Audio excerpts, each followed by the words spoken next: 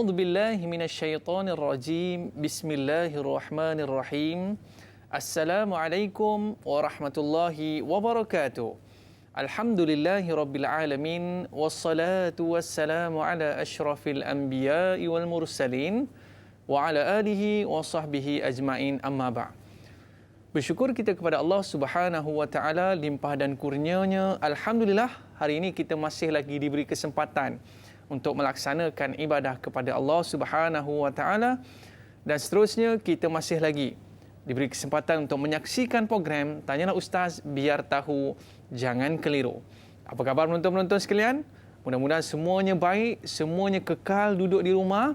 Kalau kita nak keluar, pakai pelitup muka, kekalkan penjarakan fizikal dan pakai cecair pembasmi kuman agar kita terhindar dari wabak COVID-19.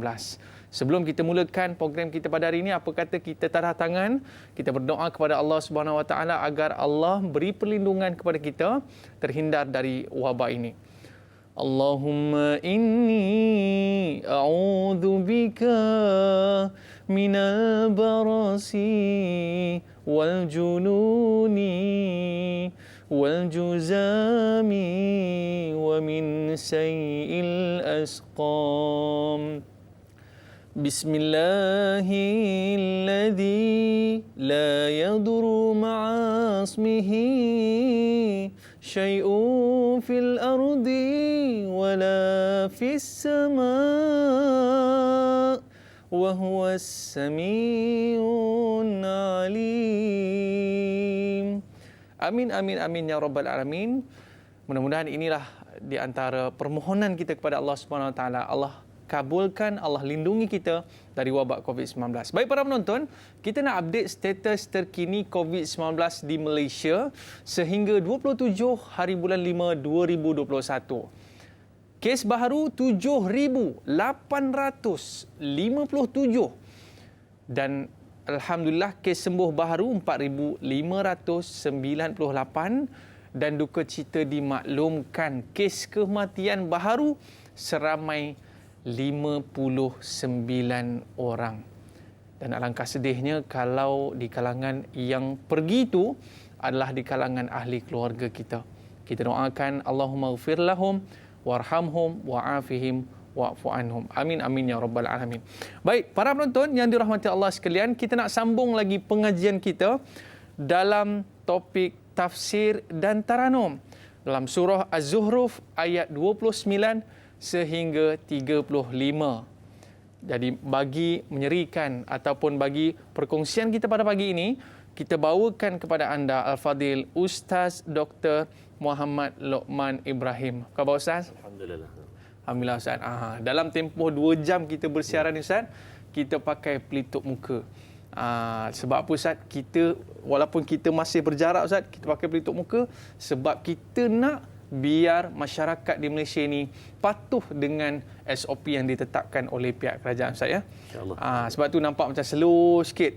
Sebab apa Ustaz? Kena tarik nafas dulu. Baru boleh bercakap. Macam tu Ustaz. Okey, tambah pula Ustaz nak bertaranum hari ini Ustaz ya. Baik Ustaz, sikit komen Ustaz pasal peningkatan ni Ustaz. Baik, terima kasih Iman dan tuan-tuan muslim rahmat Allah sekalian. Sebenarnya tuan-tuan, hakikat yang Allah Subhanahu Wa Taala sebutkan hatta dalam Al-Quran, di dalam hadis-hadis Nabi sallallahu alaihi wasallam, bahawa perkara ini adalah nombor satu kita kena letak ini adalah ujian daripada Allah Subhanahu Wa Taala. Itu yang pertama.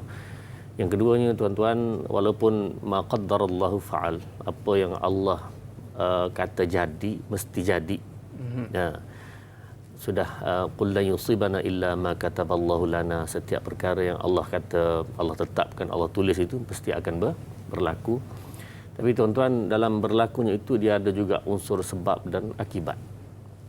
Sebab ini boleh jadi begini, jadi naiknya itu tentulah ada sebab-sebab. Yang sebab-sebab inilah kalau boleh kita nak kurangkan, kemudian kita setelah kita patuh pada SOP semua sekali itu, maka kita serah kepada Allah bagaimana Allah Subhanahu Wa Taala akan membuat kebaikan kepada kita, insya-Allah. Hanya tugas kita Ustaz patuh kepada itu poin pemerintah yang mana telah digariskan untuk kita pakai pelitup muka, kekal penjarakan stay at home, jangan ke mana-mana. Kalau tak ada urusan, jangan langsung keluar dari rumah, Ustaz. Okey, baik Ustaz. Bila duduk di rumah ni senang sikit, Ustaz. Kita boleh sama-sama pagi-pagi ni bangun kejut anak-anak, kejut keluarga kita untuk kita mengikuti kelas pengajian kita pada hari ini, tafsir dan taranum. Tapi sebelum Ustaz nak terangkan tentang ayat 29 sehingga 35, para penonton kita dah rindu dah dengan suara Ustaz. Apa kata Ustaz? Mungkin Ustaz boleh mengalunkan ayat suci Al-Quran Ustaz, surah Az-Zuhruf ayat 29 sehingga 35. Silakan Ustaz. A'udzubillahi minasyaitonirrajim. Bismillahirrahmanirrahim. Alhamdulillahilladzi arsala rasulahu bil huda wa dinil haqq liyudhhirahu 'ala ad-din kullih wa kafa billahi shahida. Wassalatu wassalamu ala Rasulillah wa ala alihi wa ashabihi wa mawalah. Dari Aiman dan tuan-tuan, puan-puan, muslim-muslimat rahmat Allah sekalian, alhamdulillah dapat kita bersama lagi dalam program Tanyalah Ustaz, biar tahu dan jangan keliru. Walaupun dalam keadaan pandemik Covid nampaknya begitu mengganas sekarang ini tuan-tuan, tetapi mudah-mudahan dengan panduan daripada Al-Quran, panduan daripada hadis Nabi sallallahu alaihi wasallam, mematuhi arahan pemerintah, mudah-mudahan Allah Subhanahu wa taala akan kembali melihat kita dengan rahmatnya insya-Allah. Untuk awal ni insya-Allah Ustaz akan baca 3 ayat yang pertama dulu, ayat 29, 30 dan 31. Dengan tarannum jiharkah insya-Allah. A'udzubillahi minasyaitonirrajim.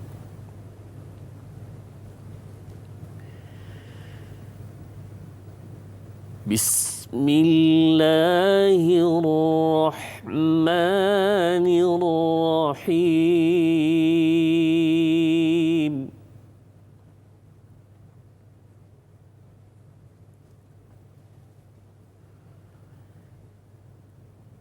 Bal matta'tu haula'i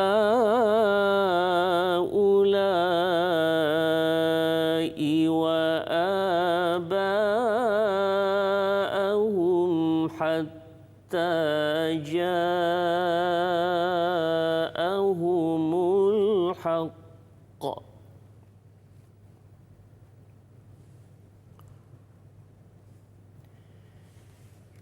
حتى جاءهم الحق ورسول مبين.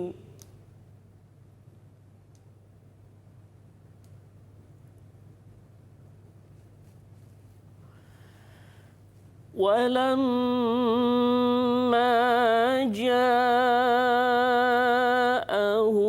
الحق قالوا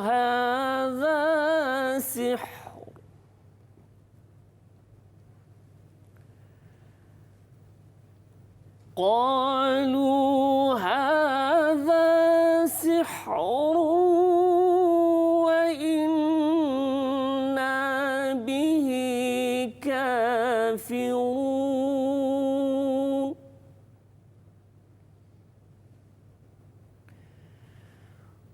وقالوا لولا نزل هذا القرآن على رجل من القريتين عظيم.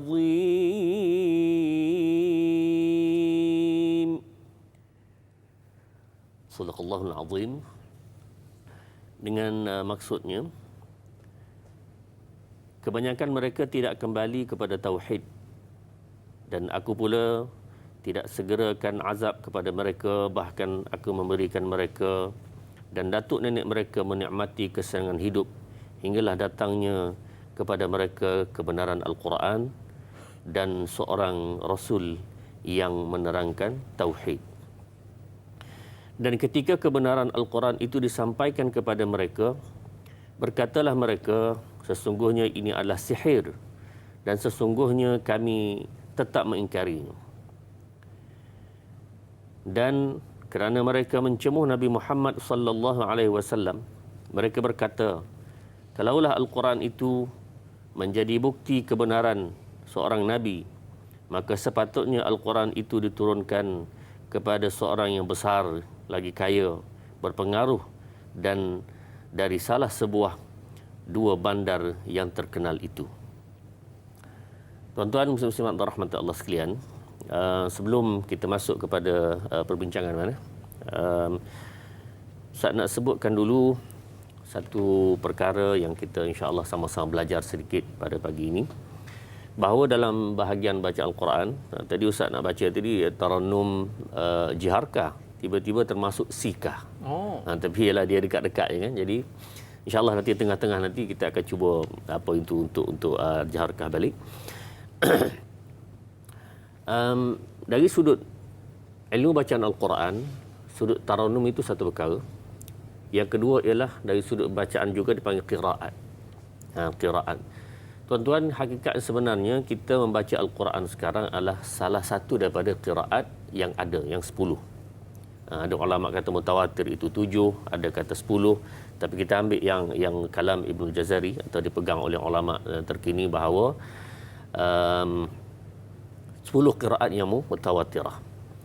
Dan kita membaca ini tuan-tuan dengan bacaan Hafs daripada Asim. Hafs daripada Asim. Dan ayat Ustaz baca tadi dengan bacaan Hafs daripada Asim. Dan pagi ini Ustaz nak baca yang bacaan yang lain sedikit. Tetapi masih dalam kalangan yang 10 itu. Jadi kalau dalam sembahyang kita ada mazhab, kita mazhab Syafi'i di Malaysia ini secara umumnya. Kemudian ada mazhab Maliki dan lain-lain tu. Begitu juga Al-Quran dia ada mazhab. Oh, ada juga? Ya, mazhab. Tapi mazhab ini dipanggil qiraat. Jadi mazhab qiraat bacaan Al-Quran kita ini namanya Hafs daripada Asim. Yang saya nak baca yang lain sikit ini ialah bacaan daripada Imam Qalun. Imam Qalun membaca dengan sedikit perubahan. Sebagai contoh, bal matta'tu haula'i wa aba'ahum hatta ja'ahumul haqq wa rasulun mubin. Pada perkataan wa aba'ahumu, dia ada tambahan bunyi waw di situ kan. Ahum dibaca ahumu dengan bacaan namanya silah mim al-jam'i.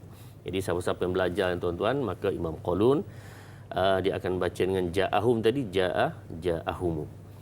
Kemudian Imam Warash pula membaca dengan bal matta'tu haula'i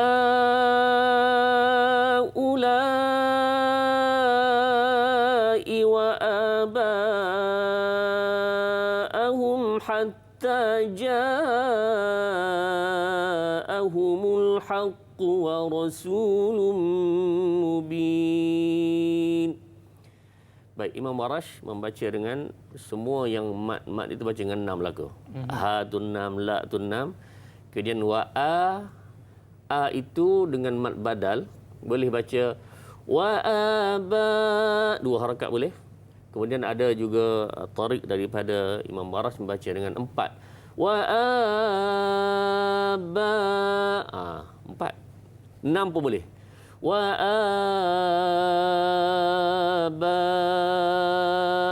Jadi dengan sebab itu tuan-tuan, ini kembali kepada kita sama-sama belajarlah. Tujuan Ustaz ialah supaya kita mengetahui di sana ada bacaan yang lain yang juga bacaan daripada Nabi sallallahu alaihi wasallam, dan dia termasuk di dalam bacaan qiraat yang benar dan sanadnya bersambung sehingga Nabi sallallahu alaihi wasallam. Jadi poinnya tuan-tuan, kita sama-sama belajar. Lebih-lebih lagi dalam masa PKP ini apa semua, nampaknya dari sudut pembelajaran tidak tersekat. Ada PDPR-nya, ada jalan-jalan untuk belajarnya. Walaupun kita tak dapat keluar rumah secara seperti selalunya, tapi tuan-tuan, pembelajaran tetap boleh diteruskan dengan membelajar daripada guru-guru kita.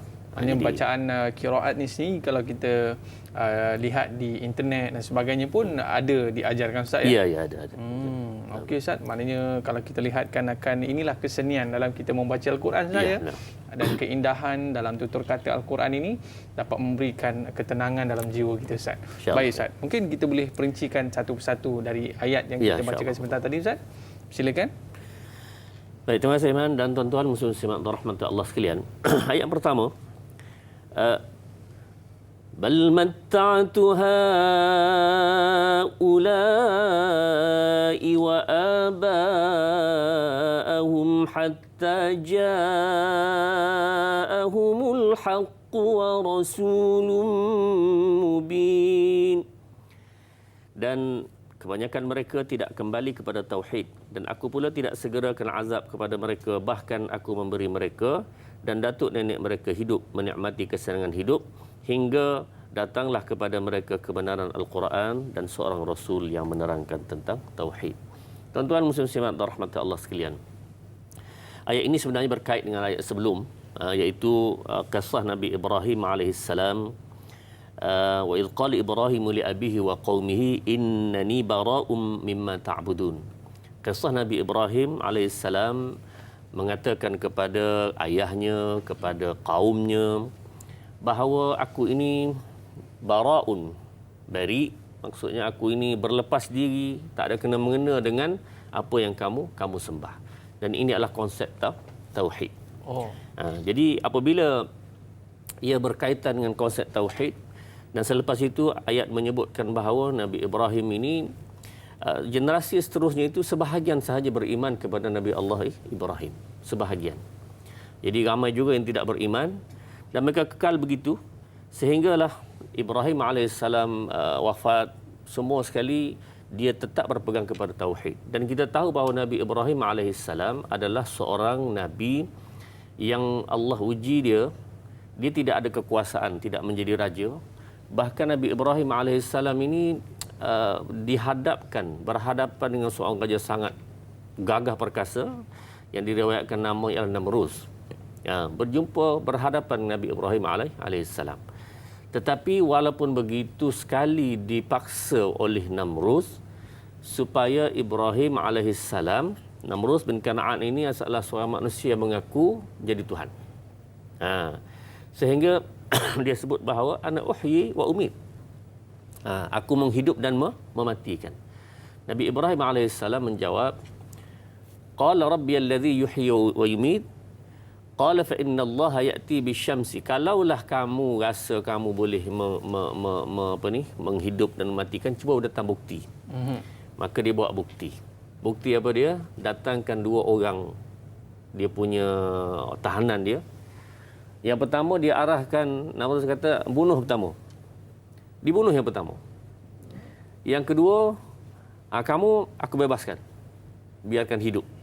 Tengok dia kata aku bunuh dan aku matikan. Dah. Dan seorang lagi aku biarkanlah lepas. Maka kawan yang lepas ni pun terpinga-pinga, apa hal pula ni kena bunuh ni hidup pula ni.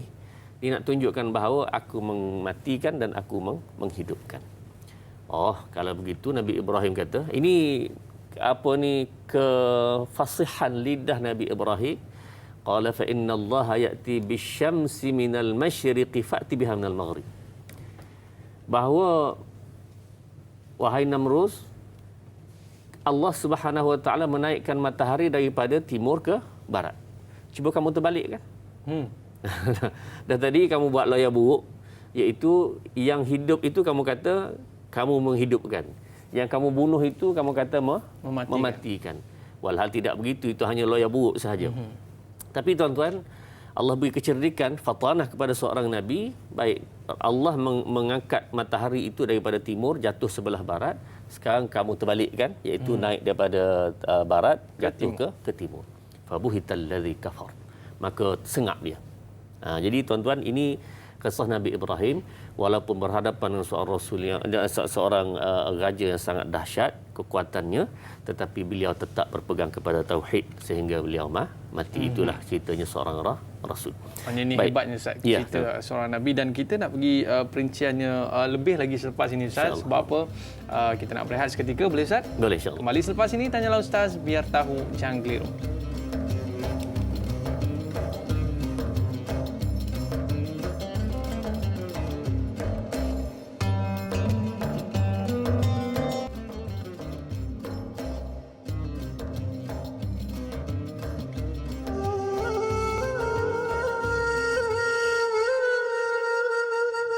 بسم الله الرحمن الرحيم اللهم إنا نجعلك في نحور أعدائنا ونعوذ بك من شرورهم اللهم بدد شملهم وفرق جمعهم وشتت كلمتهم وزلزل أقدامهم وسلط عليهم كلبا من كلابك يا قهار يا جبار يا منتقم يا الله يا الله يا الله اللهم يا موزل الكتاب ويا مجري السحاب ويا هازم الأحزاب اهزمهم اهزمهم اهزمهم وانصرنا عليهم وصلى الله وسلم على سيدنا محمد والحمد لله رب العالمين.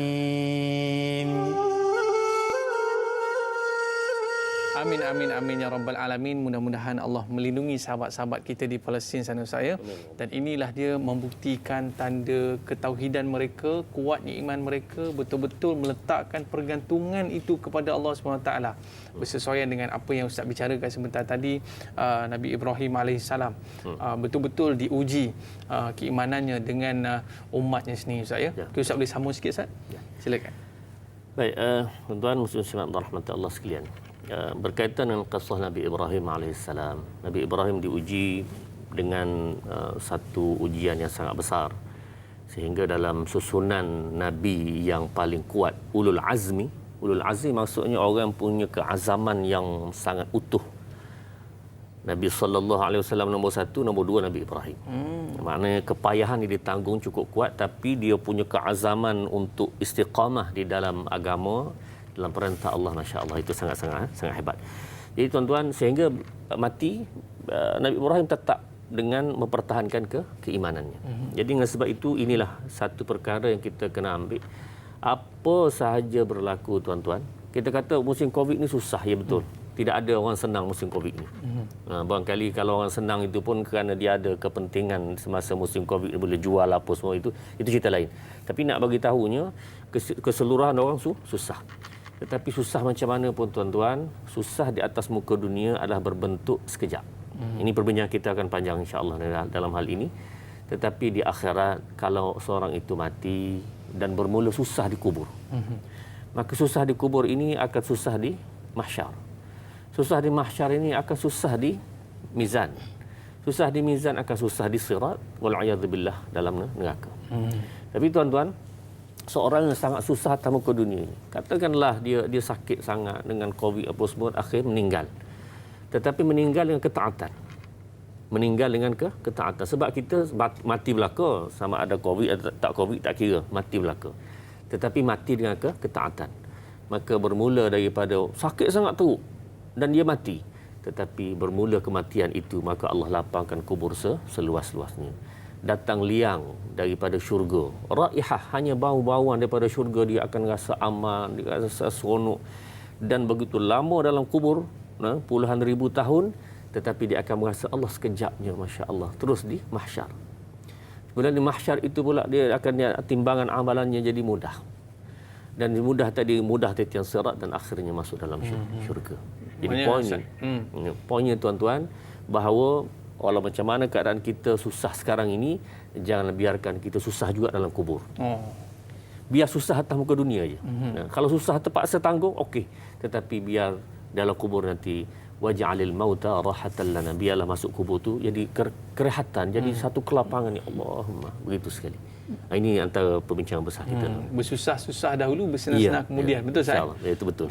Maknanya Ustaz, kalau kita melihatkan akan keadaan kita di muka bumi ini Ustaz, kadang-kadang kita pelik Ustaz. Sebab dalam musim Covid ni pun masih lagi ada orang buat maksiat. Ya, masya-Allah. Dalam keadaan buat maksiat tu Ustaz, yang kita pelik lagi adalah tak adalah Allah terus nak hancurkan mereka. Ya. Tak adalah pula terus Allah ni nak bagi dia miskin. Dan tak adalah pula orang yang buat maksiat tadi terus Allah bagi Covid dekat dia. Jadi sahabat kita ni ada kekeliruan sikit Ustaz. Dia nak tanya satu soalan pada ayat yang ke-29, soalan dari Nur Dahliah Biru. Adakah maksudnya di sini Allah tidak terus mengazab mereka, tetapi Allah memberi mereka masa dan peluang untuk beriman kepada Nabi Muhammad sallallahu alaihi wasallam, kitab Al-Quran, dan kembali mentauhidkan Allah Subhanahu wa taala. Mohon pencerahan Ustaz. Terima kasih. #biar tahu jangan keliru. Adakah Allah nak bagi can kat orang ni Ustaz? Ya. Dah buat kufur, dah mungkar, dah buat maksiat, tapi tetap Allah bagi peluang kepada mereka. Mungkin di akhir hayat mereka berubah. Ya.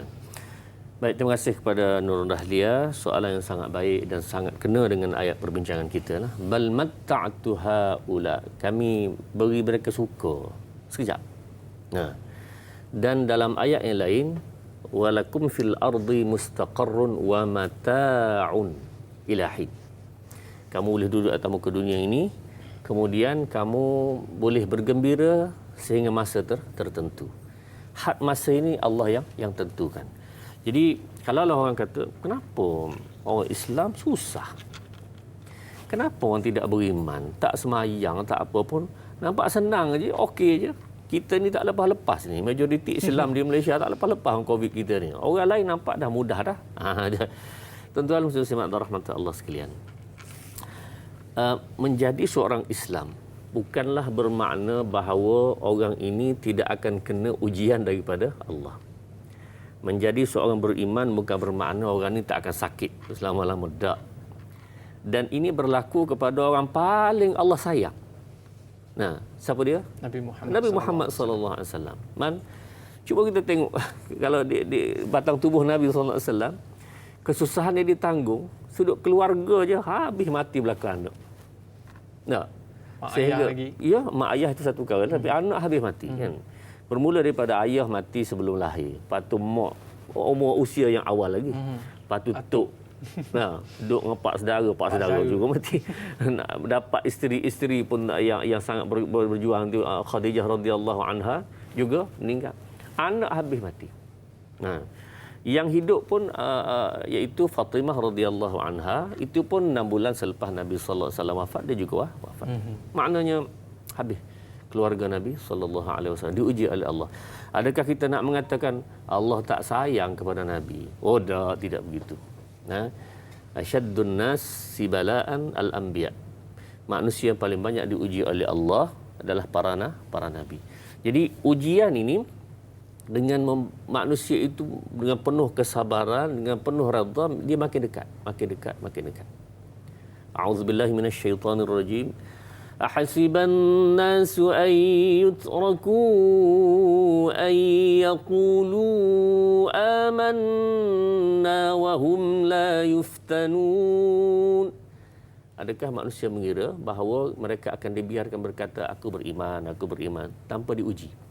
Maksudnya manusia ini sifatnya kalau beriman memang Allah Subhanahu Wa Taala akan uji. Tidak mesti, beriman pun ya mesti. Itu kaedahnya untuk mengukur manusia ni siapa yang paling kuat dia menghadapinya, makin dekat dengan Allah Subhanahu Wa Taala. Ini antara sebab kenapa Allah Subhanahu Wa Taala.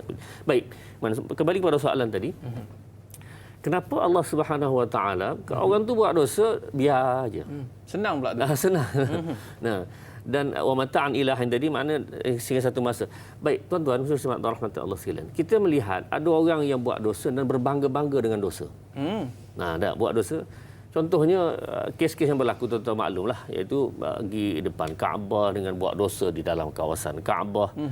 Orang lelaki jadi perempuan jadi lelaki dan seumpamanya. Benda itu haram dengan jelas. Baik. Jadi kemudian kata pula Tengok tu, tak kena petir pun. Okey je, selamat je. Tuan-tuan, ini bukan kayu ukur. Berapa ramai orang yang kita katakan contoh, minum arak, berzina, kemudian pergi depan Kaabah, pergi tawaf apa semua, Allah tak buat apa-apa pun. Bukan itu bermakna bahawa bila tak buat apa-apa, tak berlaku apa-apa, itu maksudnya bahawa dia betul. Tak, bukan begitu. Kalau itulah nilainya, penilaian kita tak kena tu betul tu. Tak, tidak begitu tuan-tuan. Ada negara yang sangat-sangat membunuh orang Islam sekarang, sampai sekarang dia okey-okey je. Nah, Israel kita kata dengan jelas. Iaitu ini membunuh orang Islam begitu sekali. Kenapa dibiarkan?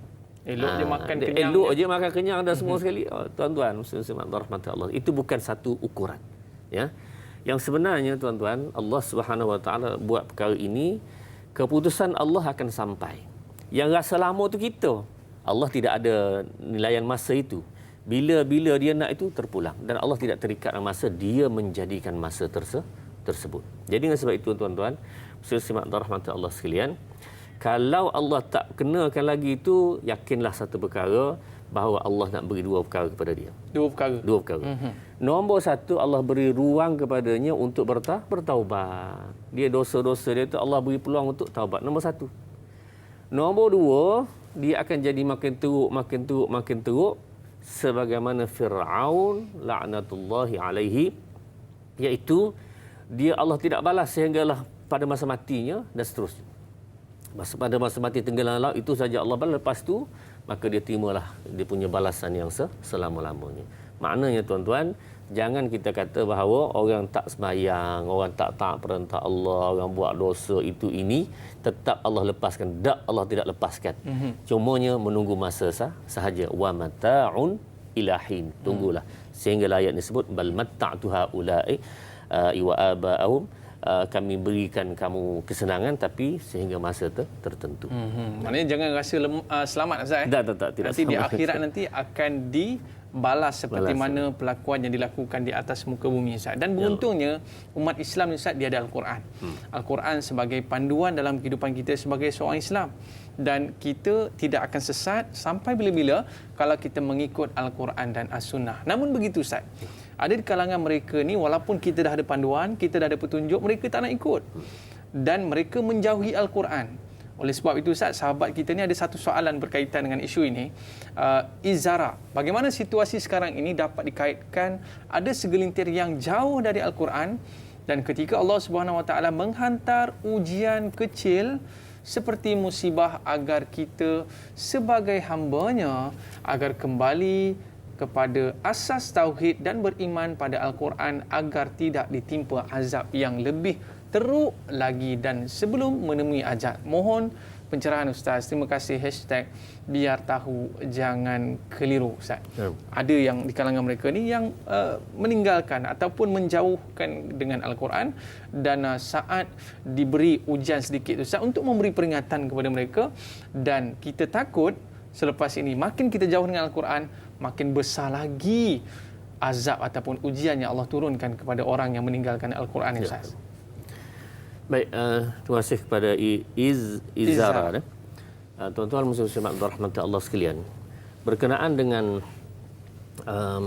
ada yang Allah Subhanahu Wa Taala beri musibah, dan dalam keadaan musibah ni ada dua bentuk keadaan. Satu, pertama sekali, orang tu musibah dan Allah Subhanahu Wa Taala jadikan musibah tu dia makin dekat. Yang kedua ialah dia terima musibah ini dalam keadaan makin jauh. Ya Allah, kenapalah kamu buat begini pada aku? Allah, mati habis keluarga aku dah. Baik. Dua keadaan. Tuan-tuan, yang kita takut ialah keadaan yang kedua. Kalaulah musibah itu mengingat Allah. Allah nak beri peringatan kepada aku. Yang ini sangat-sangat baik. Jadi makna orang ni kena makin dekat dengan Allah. Tetapi orang yang kena makin jauh daripada Allah. Aku sembahyang dah, aku puasa dah, aku haji dah, tiba-tiba kamu kenakan juga. Tak tuan-tuan. Yang seperti ini mereka kena ukur bahawa orang yang paling dekat dengan Allah, Nabi sallallahu alaihi wasallam juga sama. Malahan lebih teruk. Jadi tak boleh dia nak katakan bahawa bila musibah tadi sebenarnya Allah nak Allah tak suka sebagai buat satu perkara menjauhkan daripada Allah. Tak. Ini dia kena kembali kepada yang asal, iaitu ini ujian hasiban nas tadi, iaitu Allah menguji kepada setiap manusia yang beriman. Baik, saya nak sebut sini tuan-tuan. Ya. Ada satu perkara. Ustaz baca dalam internet tu orang sebut bahawa ustaz-ustaz dia bila musibah berlaku dia pun cakaplah ingat akhirat. Bila musibah berlaku ingat Allah. Itu dia panggil escapism. Maknanya sebenarnya bila benda ni susah, kita bawa ke sini. Yang ni susah, kita bawa ke sini. Itu escapism. Tidak menyelesaikan. Tuan-tuan muslim-muslimat rahmati Allah sekalian. Okeylah. Ini kalau alasan nak kata begitu, kita terima dululah. Salim najadalan. Kita terima dulu yang mereka kata ini, bahawa ini escapism. Soalan Ustaz, orang tengah susah, kita nak bawa ke mana? Kalau mana nak cakap kita seorang tengah susah, nak bawa ke mana? Dia bawa ke pusat zakat. Tak. Tak boleh tidak. Akhirnya, tanyalah motivator siapa pun, walaupun bukan asatizah, mereka tetap akan kembali, pertama sekali kena bersedia hadapi kesusahan. Kalau susah COVID ini, lepas tu kita cari ikhtiar. Jadi sama jugalah. Sama juga maknanya kita tetap kena kembali kepada Tuhan yang beri ikhtiar itu sendiri. Fafirru ilallah. Jadi nak tak nak, kamu kena lari kepada Allah. Jadi masalah susah apa semua ini kembali kepada Tuhan yang membuat masalah, maksud Tuhan yang mempunyai masalah itu, iaitu Allah Subhanahu wa taala. Dialah yang akan menyelesaikan masalah. Kena ikhtiar, Ustaz. Dia kena ikhtiar. Tidak ada mudarat, tidak ada manfaat illallah. Nah, semua sekali yang buat itu adalah Allah Subhanahu wa taala. Jadi kita suruh lari kepada siapa? Lari kepada Allah. Tuhan yang memiliki semua perkara tersebut. Dialah yang memberi, dialah menarik semua sekali. Jadi sebab itu tuan-tuan tak boleh nak bagi alasan escapism tadi. Sebab kalau tanya orang bukan agama pun sama juga, dia akan sabar.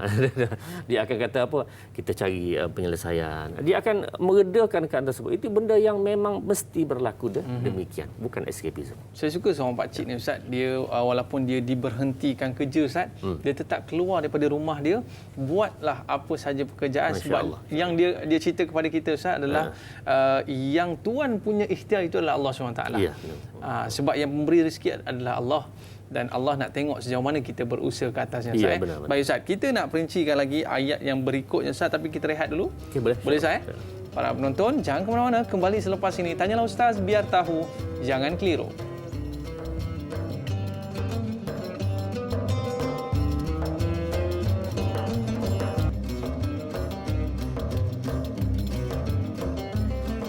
Al-Quran panduan penunjuk jalan, sunnah Rasul penerang kegelapan.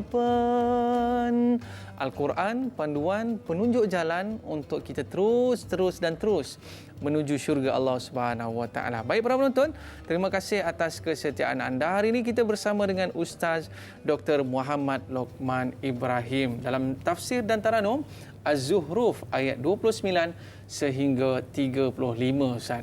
Jadi para penonton kita Ustaz suka sangat bila segmen ni bersama dengan Ustaz je, tak sabar nak tunggu Ustaz belanja sikit Ustaz. Baik Ustaz, sahabat kita ada satu soalan yang menarik di Facebook Ustaz, boleh kita raikan Ustaz? Boleh. Kita bersama dengan Muhammad Faizal Ahmad dalam ayat yang ke-30. Adakah sihir yang dimaksudkan oleh kaum musyrik itu merujuk kepada mukjizat yang terdapat pada semua para nabi, termasuklah mukjizat Nabi Muhammad sallallahu alaihi wasallam, iaitu Al-Quranul Karim? Mohon perkongsian ilmu. Terima kasih. #biar tahu jangan keliru. Mungkin pada pemikiran mereka Ustaz, setiap nabi ni dia ada power di sini Ustaz. Memang ada power dia Ustaz. Dan adakah perkara ini ada pada setiap nabi Ustaz? Mungkin Ustaz boleh ceritakan sikit.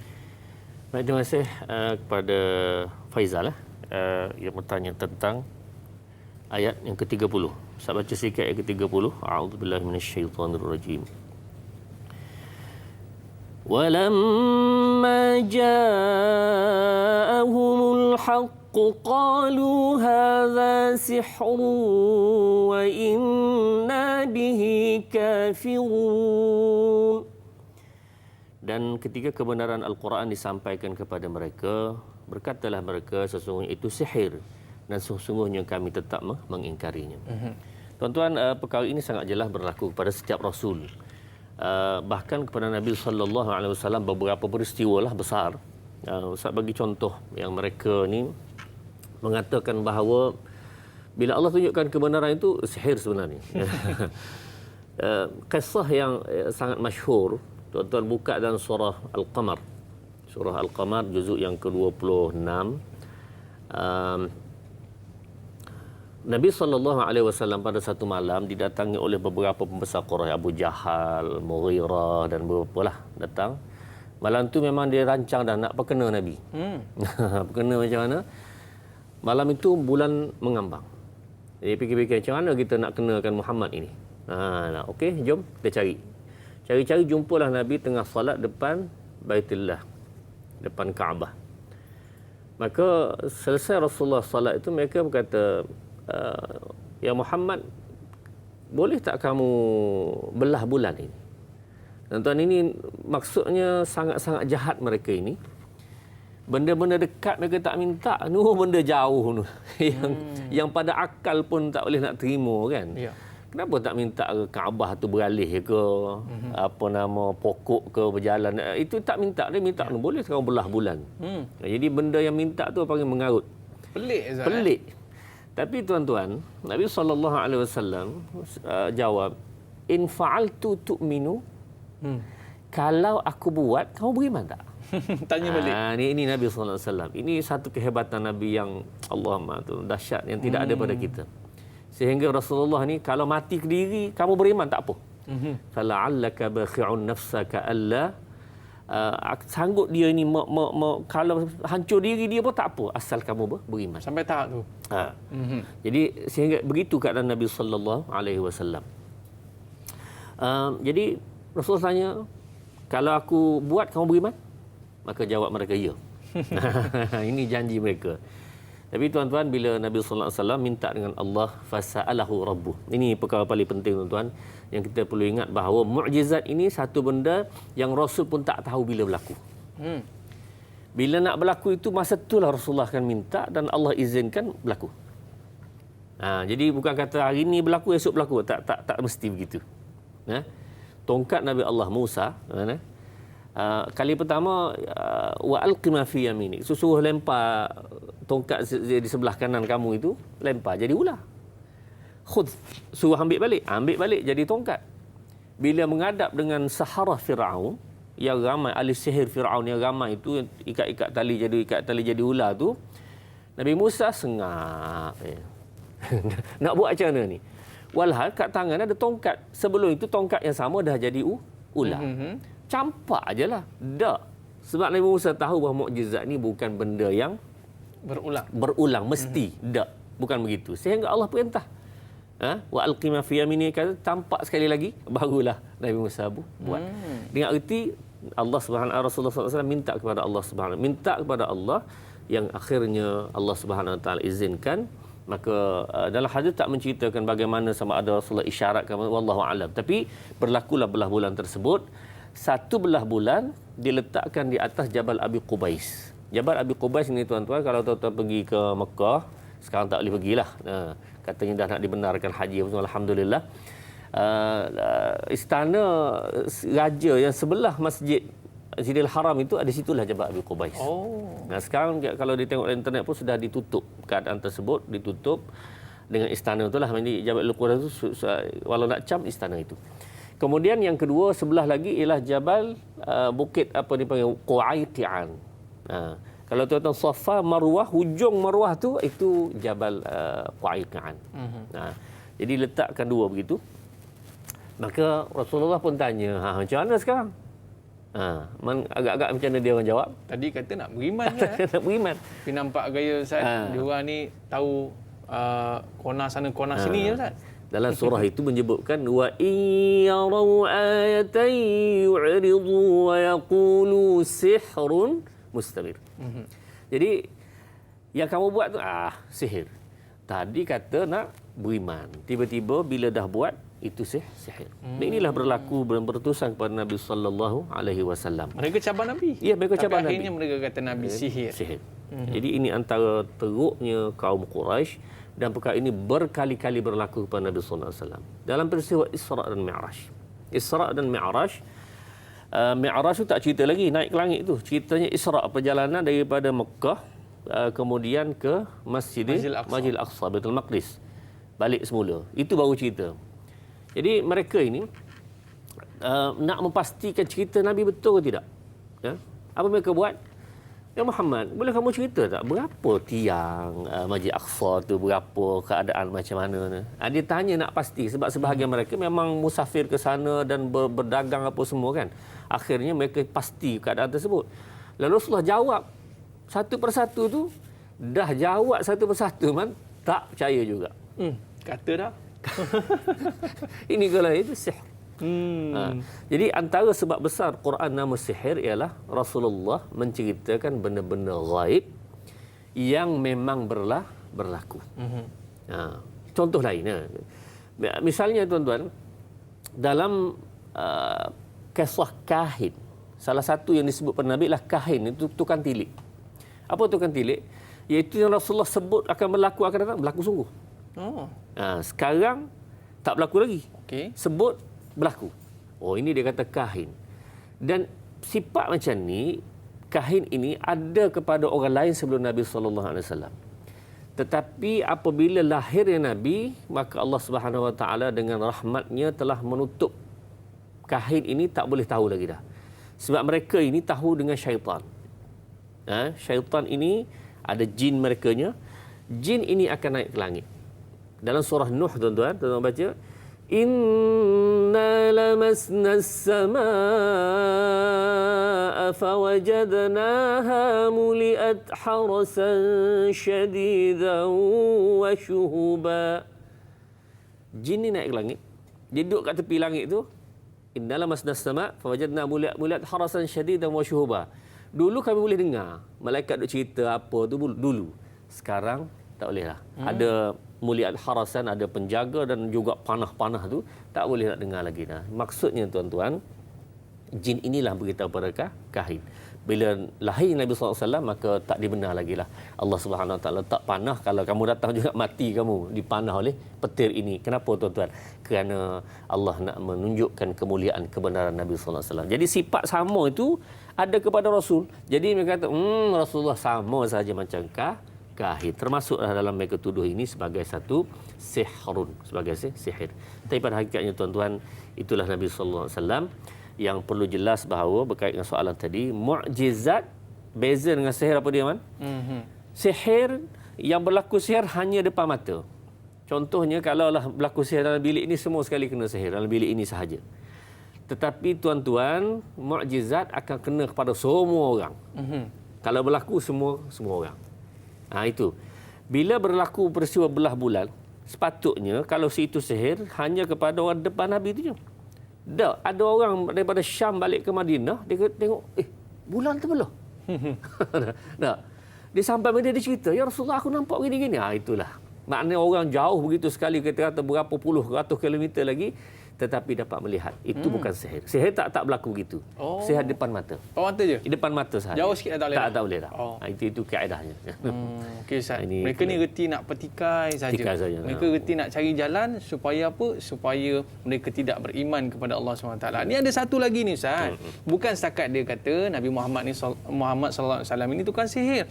Malah mereka petikaikan pula Al-Quran ni, kalau betul lah takkanlah kepada Muhammad ni. Mestilah kepada orang kaya ke, kepada pembesar ke, orang ada kereta besar, ada jawatan besar ke, takkan kepada Muhammad. Mereka petikaikan pula tu Ustaz. Mungkin Ustaz boleh cerita sikit Ustaz tentang ayat yang ke-31. Silakan Ustaz. A'udzubillahi minasyaitonirrajim. Tuan-tuan, ayat ke-31. وَقَالُوا لَوْلَا نُزِّلَ هَذَا الْقُرْآنُ عَلَى رَجُلٍ مِّنَ الْقَرْيَتَيْنِ عَظِيمٍ.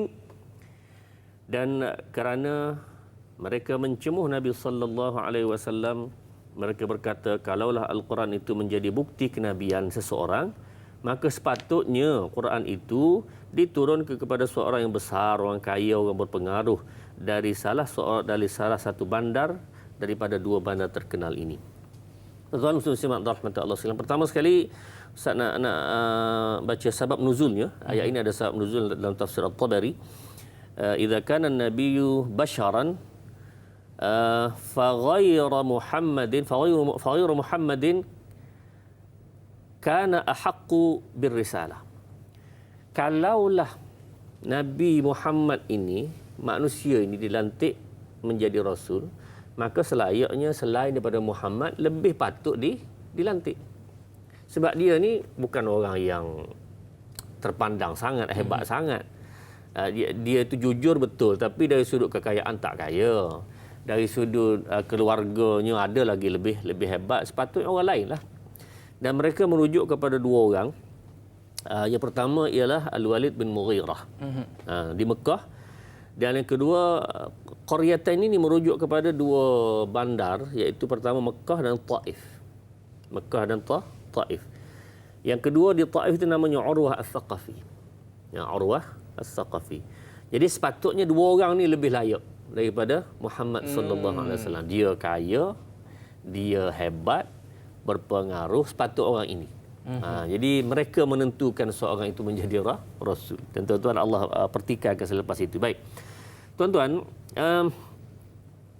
hakikatnya seorang menjadi rasul ini bukan orang yang paling kaya. Tak. Bukanlah seorang rasul ini orang paling hebat dalam pengaruhnya. Tak juga. Hakikatnya menjadi rasul ini adalah innallaha astafa Allahu yastafi minal malaikati rusulan wa minan nas. Allah pilih. Di kalangan manusia ramai ini Allah pilih sebahagian jadi rasul. Di sebahagian pula daripada malaikat itu yang begitu ramai, malaikat ni tak tahulah berapa kan, mana kan? Dan di Baitul Ma'mur tu dalam hadis yang sahih menyebutkan 70,000 masuk setiap kali. 70,000 tu setiap kali masuk itu satu grup 70,000. Duduk dan tak keluar-keluar dah. Berapa ramai malaikat? Allahu a'lam. Jadi tuan-tuan, jumlah rasul yang ramai, manusia yang ramai dipilih rasul, malaikat ramai dipilih menjadi rasul, Allah yang pilih. Dan kebanyakan para rasul adalah golongan yang lemah, yang miskin. Bahkan, ini Ustaz kata kebanyakan. Bahkan di kalangan pengikut mereka kata pula, "Ma naraka illa basharan mislana." Wahai Rasul, kamu ni aku tengok tak ada lebih apa-apa, sama macam kami. Nah, "Wa ma naraka taba'aka illa alladhina hum araziluna badiyar ra'i." Dan yang pengikut kamu tu pula orang yang sangat-sangat hina, kemudian kalau mereka beri pandangan pun orang tak pakai. Ini. Wa ma nara lakum alaina min fadl, kami tidak melihat kamu itu ada kelebihan apa-apa berbanding kami. Ini dia tuan-tuan, maknanya menjadi sunnatullah, orang-orang yang dipilih oleh Allah Subhanahu Wa Taala ialah orang yang paling patuh pada perintah Allah, orang paling baik hatinya, ni Allah pilih orang ni. Bukan orang paling kaya, paling hebat, paling besar kereta berada itu bukan. Yang dipilih ialah kebanyakannya adalah orang bermula ini adalah orang yang lemah-lemah. Hum araziluna badiyar ra'i. Ini orang yang awal-awal. Lepas tu barulah berkembang sedikit-sedikit. Tapi orang paling mudah terima golongan yang lemah-lemah ini. Mustadhafin. Ada sahabat kita Jai Ustaz. Dia nak tanya satu soalan. Adakah yang disebut kaya tadi, yang disebut orang besar tadi, dimaksudkan itu adalah Al-Walid bin Mughirah Ustaz? Ya. Adakah dimaksudkan itukah orangnya yang dimaksudkan itu? Terima kasih. Benar Jai. Bahawa yang dalam tafsir menyebutkan, saat merujuk kepada beberapa tafsir, memang menyebutkan nama khusus Al-Walid bin Al-Mughirah. Ini orang pembesar di Mekah. Kemudian satu lagi dirujuk ialah di Taif, iaitu Urwah Al-Thaqafi. Jadi mereka ini adalah Al-Quran biasanya tidak menyebutkan nama secara khusus. Kenapa? Sebabnya ialah nama itu tidak penting. Dia boleh bertukar satu zaman ke satu zaman.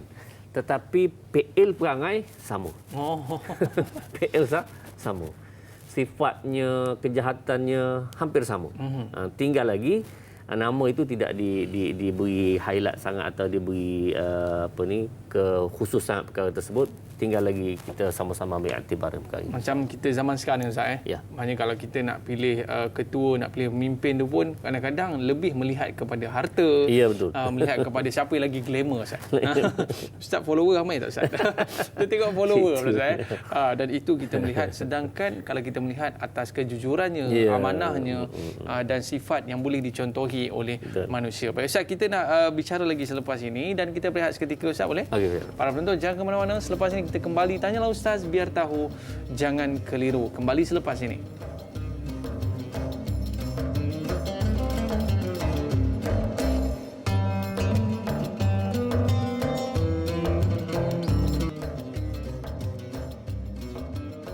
Alhamdulillah, kembali dalam Tanyalah Ustaz, biar tahu, jangan keliru. Hari ini kita dalam tafsir dan taranum surah Az-Zuhruf ayat 29 sehingga 35. Kita bersama dengan Al-Fadhil Ustaz Dr. Muhammad Lokman Ibrahim. Baik Ustaz, tadi kita dah bicarakan ayat ke-31 dan bagaimana kita lihat di kalangan mereka ini kadang-kadang tak percaya bahawa Al-Quran ni kalau hebat sangat takkanlah turun kepada Muhammad. Ya. Mestilah turun kepada orang-orang besar, orang-orang kaya dan sebagainya Ustaz. Dan kalau kita melihat pada situasi kita sekarang ni Ustaz, kalau kata ketua PABG ni Ustaz, mesti nak kena orang kaya. PABG sekolah Ustaz. Kalau pengurusi tu mesti orang yang ada pangkat dan sebagainya Ustaz. Ya. Baru boleh jadi pengurusi sebagainya. Jadi Ustaz, bagaimana kita melihat pada zaman sekarang ni Ustaz, adakah kepentingan dalam kita memilih pemimpin itu adalah orang di kalangan orang yang have Ustaz ataupun di kalangan orang yang amanah? Bagaimana Ustaz?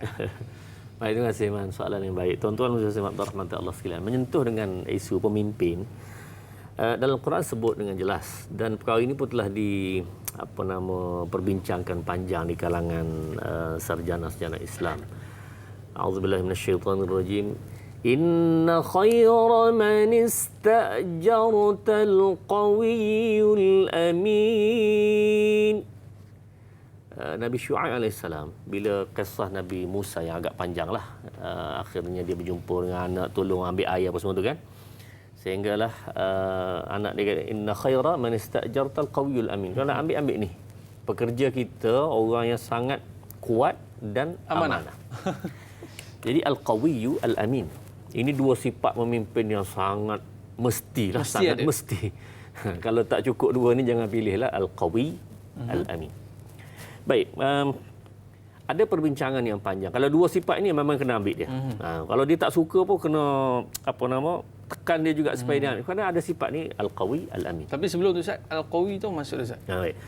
Qawi ini maknanya orang tu kuat, tubuhnya gagah. Kemudian dia tu pandai dari sudut pengurusan, dia pandai dari sudut ilmu-ilmu yang mengurus dan mentadbirnya, dia pandai. Ini satu. Al-amin, amanah. Oh, okey. Ini dua sifatnya.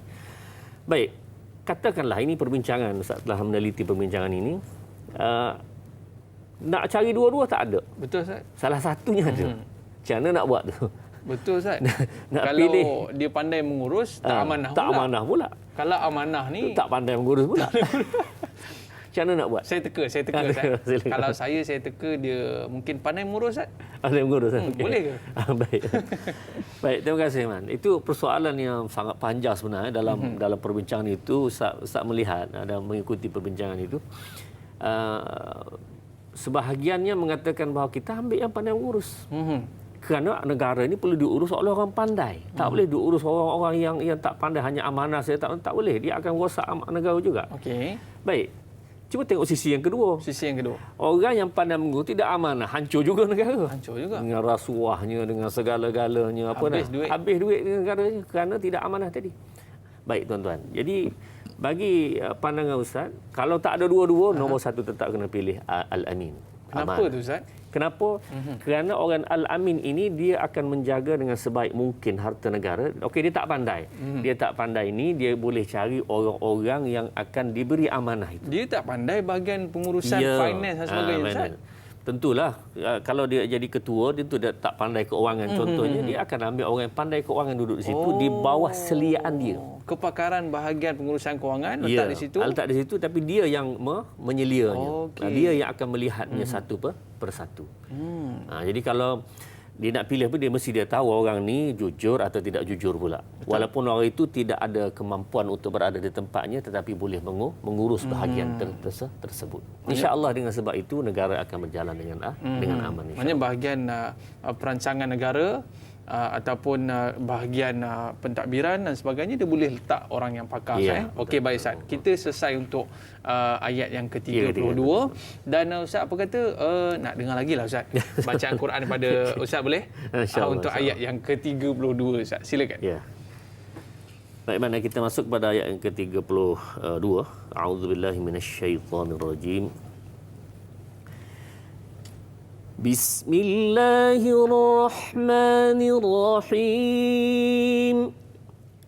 Ahum yaqsimuna rahmata rabbik.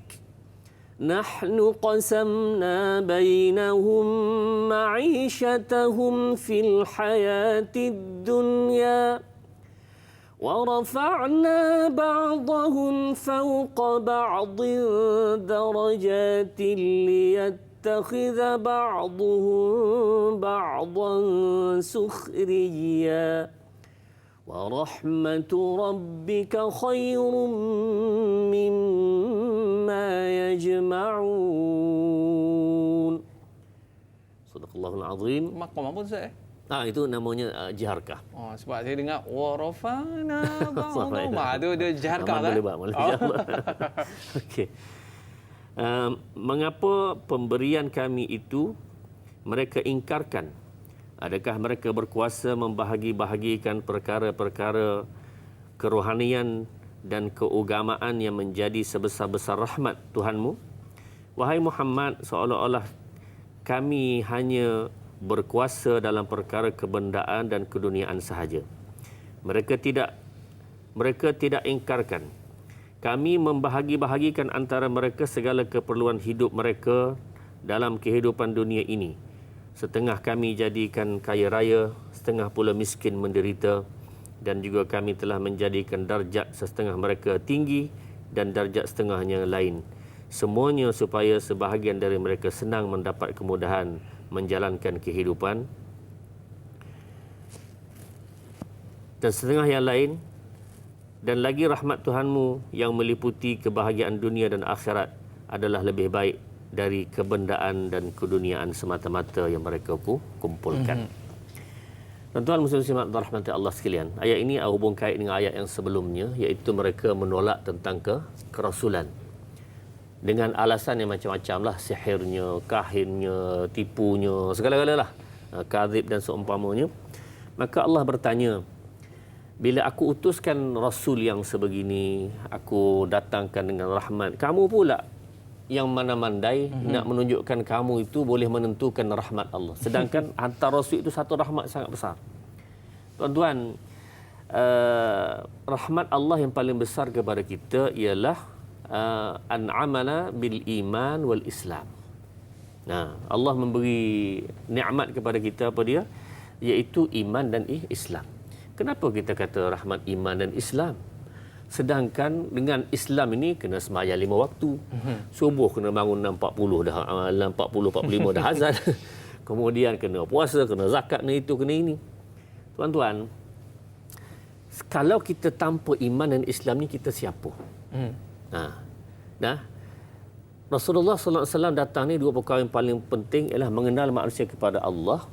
Yang kedua ialah memperkenalkan manusia bahawa hidup kamu sini sekejap. Kamu boleh hidup atas muka dunia ini tapi sekejap. Hidup sebenarnya darul qarar di akhirat. Jadi siapa yang beri ini? Yang beritahu ini Nabi Muhammad sallallahu alaihi wasallam. Inilah rahmat yang kita kata paling besar. Jadi Allah utuskan Rasul tadi atas rahmat ini. Rahmat memberitahu manusia, wa ma arsalnaka illa rahmatan lil alamin. Rahmat Tuhan ada apa dia? Kenal Tuhan satu, yang kedua ialah tahu bahawa kita akan hidup yang sebenar di akhirat. Tak payahlah tuan-tuan, kok mana-mana pun siapa-siapa tidak meyakini ada hari akhirat, dia tidak beriman. Siapa-siapa yang tidak yakin adanya akhirat, dia tidak beriman. Dan siapa-siapa yang tidak percaya adanya hari akhirat, ini tuan-tuan, maka dunia ini keseluruhannya tempat manusia dizalimi. Ini kenyataan, dengar mana kita perhati sama-sama. Orang yang ditipu. Ditipu. Contohlah kita di scam, duit kita habis apa semua, contoh. Boleh tak kita dapat balik duit tu? Tak dapat. Biasanya tak dapat lah. Kalau dapat pun sikit. Orang yang tarik atas motor tu, diragut. Yang diragut, diragut. Orang yang diragut, tuan-tuan, sampai tahap mati. Kan? Dapat balas, dapat cari tak orang meragut tadi? Tak jumpa dah. Tak jumpa. Jadi dunia ini sentiasa penuh dengan kezaliman. Orang jahat menang. Jadi bila masanya dia perbuatan jahat dia akan dibalas. Mestilah satu kehidupan lain, namanya akhirat. Jadi siapa-siapa yang tidak yakin adanya akhirat, maka dia akan sentiasa dizalimi sebenarnya atas muka dunia ini. Kita yakin kezaliman itu Allah akan balas. Sebab tu kita baca 17 kali sehari, Maliki Yaumiddin. Tuhan yang memiliki hari apa dia? Hari pembalasan. Jadi tuan-tuan, dengan sebab itu Allah Subhanahu Wa Taala hantar Nabi sallallahu alaihi wasallam sebagai rahmat. Dan hantarnya Nabi sallallahu alaihi wasallam ini, Allah pula beri kehidupan manusia ni tidak ada masalah. Manusia nak hidup atas muka dunia, nak kaya, nak miskin, dan memang itu ada dia punya tafawut. Orang ni akan jadi kaya, orang ni jadi miskin. Dan ayat ini dengan jelas menunjukkan kepada kita hubung kait di antara kaya dan miskin. Kalaulah Allah jadikan semua kaya, masalah. Masalah. Siapa nak kutip sampah? Siapa nak bawa jadi driver kereta tu? Siapa nak kerja di kelang-kelang? Betul? Tak ada. Tak ada. Sebab semua kaya belaka. Jadi dia susah juga jadi akhirnya. Kenapa? Susah jadi kaya. Tak boleh buat. Semua kaya. Terpaksa juga ada yang miskin. Siapa nak potong rumput dia, nak hias-hias bunga dia, siapa dia? Jadi terpaksa ada. Jadi dua-dua ni ada hubung kait. Sebab tu dalam Quran sebut dengan jelas, innallaha la ghaniyyun 'anil 'alamin. Ghani makna asal ialah istighna, makna tidak perlu kepada yang lain. Allah memang tak perlu. Tak perlu pada alam, tak perlu pada manusia, tak perlu pada apa. Allah dengan Allahnya sahaja dengan keagungannya. Hancur semua sekali, dia sahaja yang tinggal. Tak ada. Tidak ada mula, tidak ada akhir. Itu Allah Subhanahu Wa Taala. Manusia kalau kaya semua masalah. Tetap diperlukan orang lain. Betul. Kalau miskin semua masalah juga. Jadi pada hakikatnya itulah yang Allah buat. Yang hanya tinggal ghani sebenarnya, la yaftaqiru al-ghani la yaftaqiru lil ghairi. Maka orang tak perlu pada semua ini ialah la yahtaju ila ghairihi, yang tidak berhajat ini ialah hanya Allah Subhanahu Wa Taala. Ya, Allah dah menyusun dah rahmat dia tu pada keadaan, tempat dan situasi yang sesuai, Ustaz. Namun ada sindiran Allah Subhanahu Wa Taala pada ayat yang ke-32 ni, Ustaz. Tapi persoalan yang diajukan oleh Ros Mahizan Abdullah, apakah yang dimaksudkan dengan apakah mereka yang membahagikan rahmat Tuhanmu? Kepada siapa ayat ini ditujukan?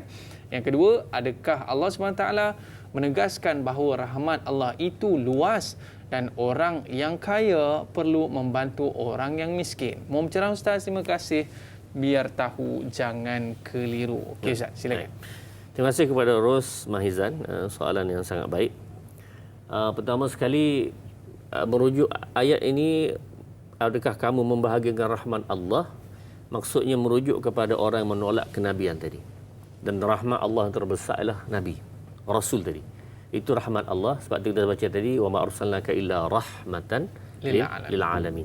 Jadi dengan sebab itu tuan-tuan, Allah mempersoalkan kenapa kamu mandai-mandai pula bila aku hantar rahmat tadi, kamu pula menolaknya. Jadi seolah-olah kamulah yang berhak untuk membahagikan rahmat tersebut. Yang kedua, adakah kita rahmat yang diberikan kepada orang kaya tu, Ustaz, maknanya rahmat itu perlu juga digunakan untuk membantu orang yang susah, Ustaz. Dan jawapannya sangat benar, iaitu Allah jadikan orang kaya ini, dia kena ingat tuan-tuan muslim rahmat Allah sekalian, harta kita ni sebenarnya kalau kita renung, harta kita sebenar ni apa? Yang kita ada ni Ustaz, kita yang tengah kita pakai ada. ni. Yang kita ada, yang kita pakai. Kemudian bila kita mati, apa yang kita ada? Tak ada apa Ustaz, kain kapan je. Baik. Tuan-tuan, semua yang kita rasa sekarang kita ada, kereta, rumah apa semua tu, kita punya, okey. Kita mati, Bukan kita kita punya. bukan kita punya. Itu rupanya liwarithihi. Habis anak-anak dapat kita Anak spot kita, dapat Ustaz. semua sekali. Kadang-kadang tuan-tuan kubur merah lagi bergaduh dah. Ini hakikat tak boleh nak tolak. Jadi tuan-tuan ikhtiarkan supaya urusan harta ini dibahagikan dengan cara yang baik. Boleh masa hidup tu dah diselesaikan perkara tersebut. Kalau tidak, Allah memberantakannya satu keluarga kerana masalah harta. Jadi soalannya, kenapa kita rasa itu harta kita punya? Nah, dalam Quran wa anfiqu mimma ja'alakum mustakhlafina fih. Kamu infakkanlah harta dalam keadaan yang kamu tu istikhlaf. Ni maksudnya aku suruh kamu jaga je. Bukan kamu punya. Mustakhlafina fi, makna tolong ganti aku jaga. Jadi kalau kita tolong ganti, tolong jaga, makna kita kena jaga seperti mana tuannya nak. Betul kan? Yang amanah. Yang amanah dengan amanah, dengan cara tuan dia nak. Itu. Jadi hakikatnya Allah kata aku beri ni kamu tolong jaga sahaja. Jadi dengan sebab itu tuan-tuan, dalam hadis Nabi sallallahu alaihi wasallam sangat jelas, dalam hadis Sahih Bukhari, Rasulullah tanya pada sahabat, siapa di kalangan kamu ni malu warithihi ahabbu ilaihi min malihi? Ada tak di kalangan kamu ni yang harta orang lebih dia sayang daripada harta dia? Sahabat kata, mana ada. Tak mungkin. Tak mungkin lah. Mesti kita sayang harta kita. Harta orang. Mana kita takkan milik harta orang.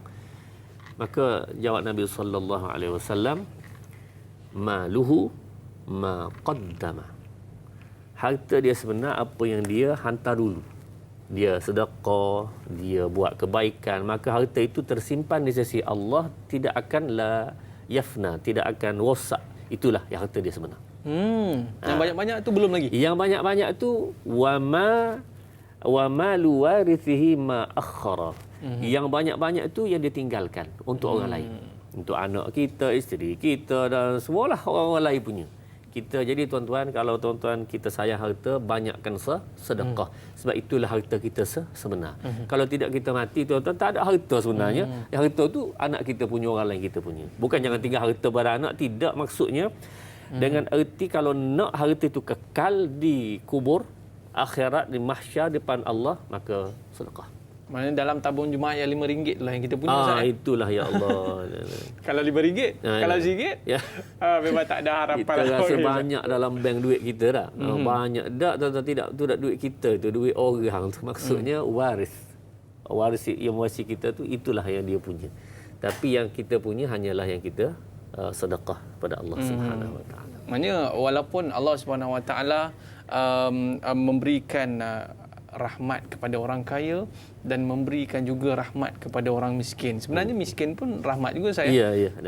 Dan supaya apa, di akhirat nanti tak perlu dia nak jawab daripada setiap ringgit-ringgit betul. Yang diterimanya tu Ustaz. Betul Ustaz? Betul. Al-mu'minu khafiful haf. Orang mukmin ini dia ringan belakang. Maksud dengan belakang ni tidak banyak disoal oleh Allah Subhanahu Wa Taala. Jadi kalau dengan harta tadi dia mentaati perintah Allah, sangat baiklah. Sangat baik. Itu berlaku Sayyidina Uthman, berlaku kepada beberapa sahabat besar. Tapi tuan-tuan, kalau harta itu menyekat mereka daripada mentaati perintah Allah, ya ini masalah yang sangat besar. Okey Ustaz, maknanya kaya pun rahmat, miskin pun rahmat. Maknanya yang kaya membantu yang miskin, dan yang miskin perlulah bersyukur dengan apa yang Allah berikan kepada kita. Dan Ustaz, kekalkan penjarakan fizikal, pakai pelitup muka dan sentiasa memakai cecair pembasmi kuman. Kita jarak Ustaz? 1 meter. Tetap kita memakai pelitup muka supaya kita dapat mengekang penularan wabak COVID-19. Kita dah habis di TV3 Ustaz. Kita nak sambung lagi 30 minit di TV9. Terima kasih atas kesetiaan anda semua. Kekal di rumah, kekal selamat di rumah. Jangan ke mana-mana. Selepas ini kita akan bertemu lagi dalam Tanyalah Ustaz, biar tahu, jangan keliru.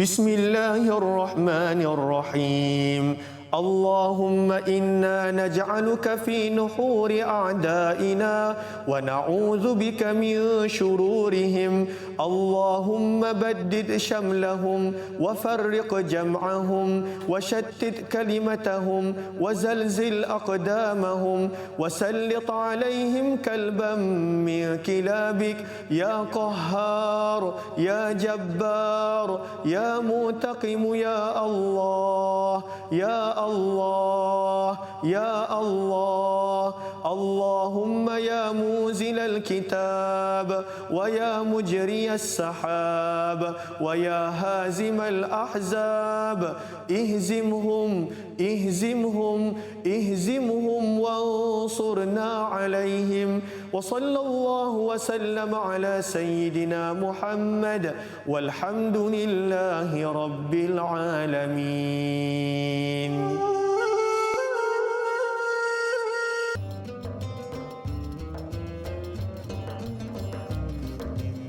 Yasin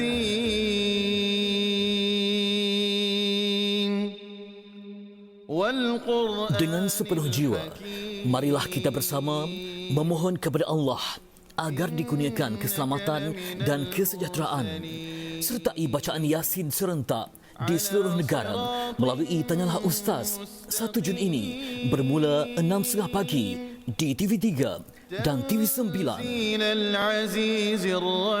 Kembali dalam Tanyalah Ustaz, biar tahu jangan keliru. Alhamdulillah, hari ini kita bersama dengan Ustaz Dr. Muhammad Lokman Ibrahim dalam tafsir dan Taranum surah Az-Zuhruf ayat 29 sehingga ayat ke-35. Jadi bila kita melihat Ustaz, hari ini kita boleh datang ke sini, kita boleh berkongsikan dalam Tanyalah Ustaz. Ini merupakan salah satu daripada rahmat Allah Subhanahu Wa Taala. Namun Ustaz, ada di kalangan mereka itu menyebutkan dalam kita nak menjemput rahmat ni kita kena doa. Tapi Ustaz, bab kata doa ni tak larat doa dah Ustaz. Doa dah macam-macam doa dah keluar. Kunut nazilah lah, apalah dan sebagainya. Tapi tak selesai-selesai juga COVID ni. Ada setengah orang tu dia berdoa ni dah orang kata apa, qiyamul lail, bangun malam sebagainya, tadah tangan berdoa. Aku ni susah ni, aku nak kaya, tolonglah makbulkan doa aku. Sebab dia faham dalam Al-Quran pun ada sebut doa dan Allah akan perkenankan. Tapi tak dapat juga dengan Ustaz. Bagaimana kita nak beri kefahaman kepada masyarakat Ustaz bahawa Allah ini dia menerima doa kita. Tapi bagaimana konsep penerimaan Allah SWT tu mungkin Ustaz boleh jelaskan Ustaz. Silakan. Terima kasih Aiman dan tuan-tuan muslim rahmat Allah sekalian. Bila sebutkan rahmat Allah Subhanahu Wa Taala yang antara laluan jalurnya ialah melalui doa juga tak? Dan tuan-tuan, ada satu kisah yang agak menarik ya, dan ini ada dalam YouTube sebenarnya. Kisah satu orang yang asalnya Islam, akhirnya jadi ateis kerana tidak percaya ke Tuhan. Doanya tidak diterima Allah. Dia kata doa tidak diterima. Akhirnya dia ni dijemput dalam satu program. Ada dalam program itu, program live dalam YouTube lah. Dan dia punya MC ni tanya, cuba ceritakan kamu latar belakang apa semua. Dia kata saya ni asalnya orang Islam apa semua. Akhirnya dia pakai niqab lah. Ini berlaku beberapa tahun lepas. Pakai niqab, orang perempuan.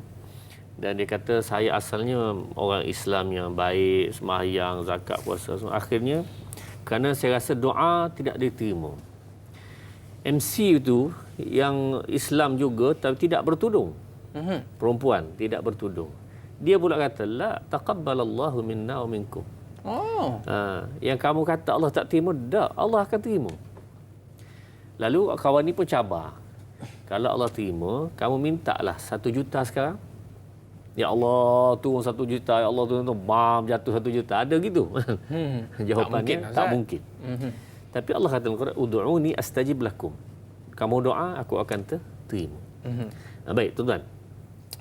Poin daripada kisah ini, walaupun kisah itu akhirnya kesudahan majlis itu agak huru-hara, iaitu MC tadi yang dia yakin Allah terima tadi halau orang ni. Sampai tahap itu dia halau. Aku yakin Allah terima. Walaupun dia tak bertudung. Yang ni kawan ni dah pakai niqab apa semua sekali ni, tapi rupanya tak percaya ke Tuhan. Allahumma tuan-tuan. Baik. masalah doa, Allah terima ini ada beberapa cara. Dan perlu faham bahawa penerimaan Allah dengan cara Allah. Jangan terima itu kita faham dengan cara kita. So Allah alim, Allah mengetahui kita punya kehendak itu bagaimana sesuai untuk kita, Allah tahu. Kita banyak benda yang tak tahu. Qarun, satu kisah yang ringkas. Qarun asal miskin, minta dengan Allah jadi kaya. Dah kaya sombong pula. Nah, datang Nabi Allah Musa minta harta untuk daripada zakat hartanya. Maka dia kata, qala innama utitu ala ilmin indi. Aku diberi ni ilmu aku, Musa. Kenapa aku kena bayar zakat? Tengok. Dia sudah sombong. Jadi maknanya kalau Allah beri dengan semudah-mudah begitu, boleh jadi manusia akan jadi seperti Qarun. Dengan sebab itu tuan-tuan, contoh mudah yang lain ialah kalau kita ada bos, kita ni jumpa bos kita, bos, saya ni lama dah kerja tapi tak nak naik pangkat. Nah, jadi saya nak minta lah bos ni dah 10 tahun kerja, naiklah pangkat saya kan. Naik gaji saya. Bos pun tengok atas bawah ni. Jadi okeylah, nanti saya pertimbang. Dia pun tunggu sebulan tak naik, 2 bulan tak naik, 3 bulan tak boleh tahan. Dia jumpa bos dia.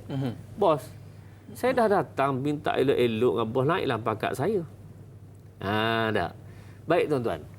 Bos akan jawab apa? Saya akan naikkan pangkat kamu dengan cara saya, bukan cara kamu. Dah. Betul. Kamu ni datang pejabat dah lewat. Pukul 8, pukul 10 kamu sampai. Siapa bos? Jadi kamu nak arahkan saya supaya terima ikut cara kamu. Tak boleh. Saya punya kaedah, ada peraturan dia, ada rule dia. Maka saya kena ikut, barulah satu ketika saya akan beri pada kamu. Jadi maknanya tuan-tuan, dalam contoh itu Allah Subhanahu Wa Taala akan terima mengikut Allah punya alim tadi. Allah tahu kalau beri begini jadi begini, jadi begini. Allah tahu. Dengan sebab itu tuan-tuan, yakinlah bahawa Allah pasti terima. Terima sama ada terima kita alal fauri. Dengan cara cepat Allah boleh terima satu. Yang kedua, tapi ini jangan-janganlah. Doa ya Allah terima sekarang. Itu boleh jadi. Jarang-jarang. Yang kedua, Allah SWT tangguhkan. Terima tapi lewat. Terima tapi lewat. Nombor 3, Allah terima tapi terima dalam keadaan yang kita nak A, Allah beri B. Kita nak harta, Allah tak beri harta rupanya, tapi anak tu beres belaka dah. Sihat belaka. Kereta pun okey, rumah pun okey.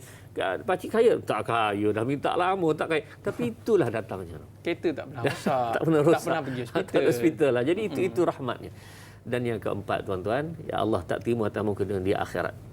Dan dalam riwayat menyebutkan bahawa orang ini minta dengan Allah, ya Allah kalau begini keadaan pahalanya, keadaan kebaikannya, tolonglah ganti balik atas muka dunia tu, tak payah terimalah, letak di akhirat.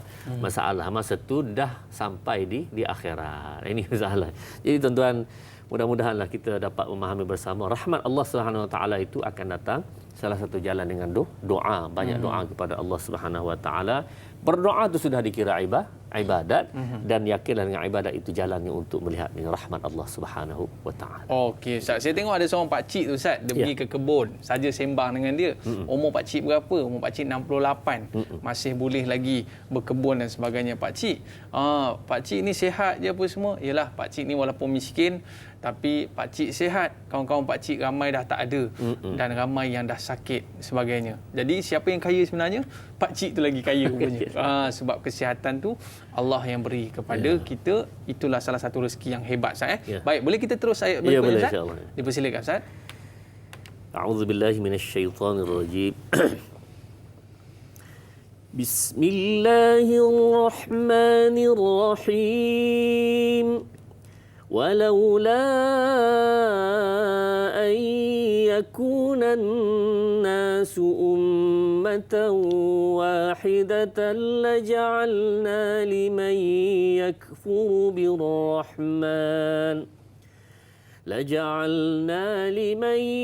يكفر بالرحمن لبيوتهم سقفا من فضة ومعارج عليها يظهرون ولبيوتهم أبوابا وسررا عليها يتكئون وزخرفا وإن كل ذلك لما متاع الحياة الدنيا والآخرة عند ربك للمتقين. Sadaqallahul Azim.